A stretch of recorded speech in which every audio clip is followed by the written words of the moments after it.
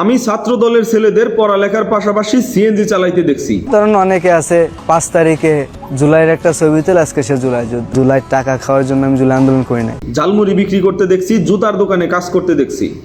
বাদ বাকিরা কি করছে?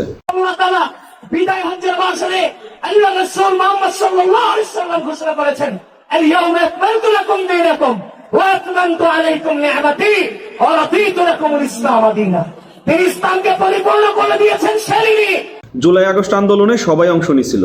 ছাত্র দলের ছেলেরা পড়ার টেবিলে ফিরে গেছে, নিজ নিজ কর্মক্ষেত্রে ফিরে গেছে। বাদ বাকিরা কি করছে? জুলাইয়ের দোকান খুলা বসছে। কেউ কেউ নতুন দল খুলা সেইখানে ক্ষমতার হালুয়া রুটি, ক্ষমতার ভাগবাটোরা, জুলাইয়ের ভাগবাটোরা, ক্রেডিটবাজি এগুলা করে বেড়াইতেছে। অথচ সমস্ত দোষ ছাত্র দলের। এই মাসকে কাঁপিয়ে বলতে হবে নারে তাকবীর, নারে তাকবীর। কথা হচ্ছে ছাত্রদল এরই মাঝে প্রধানমন্ত্রীর ঘোষিত যে বৃক্ষরোপণ কর্মসূচি সারা দেশব্যাপী এটা পালন করতেছে। এগুলোর কোনো খবর আছে? কেউ দেখেন না, একেবারে এগুলা চাপা পড়ে গেছে। তারা পরিচ্ছন্নতা অভিযান চালাইতেছে সারা দেশব্যাপী, অথচ এগুলার কোনো খোঁজ খবর নাই। কেন নাই? কারণ তারা আসলে বরাবরই বৈষম্যের শিকার। তাদের দল ক্ষমতায় কিন্তু তাদের প্রচারণা নাই।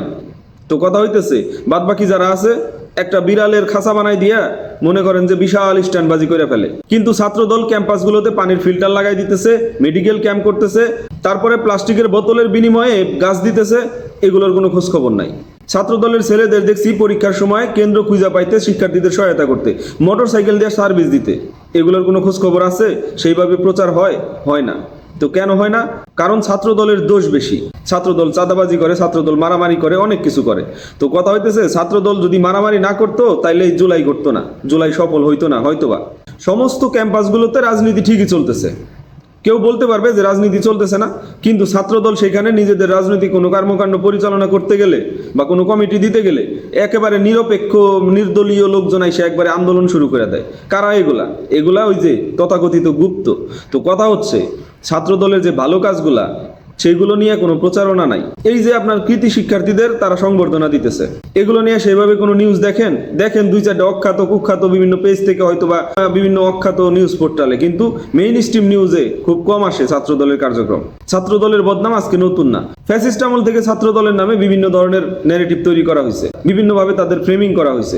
অথচ ধর্ষণের সেঞ্চুরি করে অন্য সংগঠনের লোক, পরকীয়া করতেছে অন্য সংগঠনের লোক, বলাৎকার করতেছে অন্য সংগঠনের লোক, বিভিন্ন ধরনের আকাম কুকাম, চাঁদাবাজি, ধর্ষণবাজি, অনেক কিছু চলতেছে। অথচ ছাত্রদল খারাপ, ছাত্রদলের মানে নাক ছিটকাইতেছে।